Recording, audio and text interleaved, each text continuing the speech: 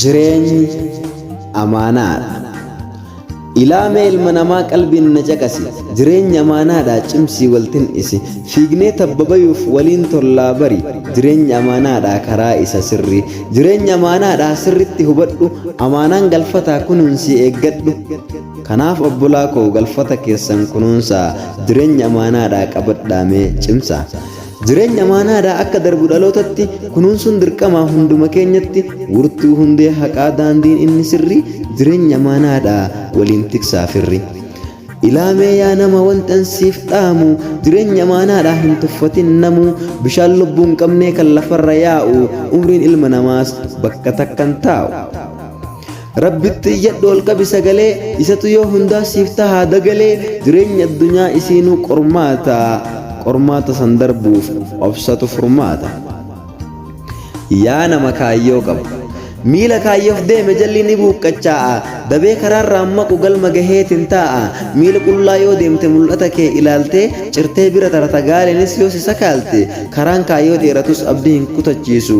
Gufuun dharaa baay'atus isan gufachiisu. Jechaaf bakka laatu kaayyoo baheef qaba. Qubetti laatanis hin laalu galma mataa isaa qaba. Kaayyoo baheefi malee dhimmisa kaachisu. Jecha namaatii miti wanti isa yaachisu. Bakkeerraa ka'ee dhiisee galma isa duraaf yaada. Laalaa boqochaa dhiisee kaayyoo baheef aada. Imalli kee dheeratus deemsi karaa fagaatee. Qorra beelaa fi dheebuu aduunis yoo hammaate. Akka tahuyyuu miti akka hin taanes yoo taate. Karaa irraa hin maqin eega kaayyoof baate. Fuuldura kee malee hin ilaalin duuba kee. Galma gahuudha qabdaa jabeessi miila kan kee. Qoree karaatti buurus dabeessi daba baree. Homaas hin waraanan kaayyoof baate mitiire. Uf duuba gara galtee hin lakkaahin dabeessa. Erga kaayyoof baate tahuu qabda gameessa.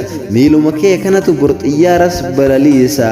Erga kaayyoof baate obsuu si barbaachisa. Rabbii keetti hirkadhu isatu hundaa oli. Rabbiin si milkeessaa atummaan niyyaa toli. Summiin dabaasin argin waa hundarraa hoffoli.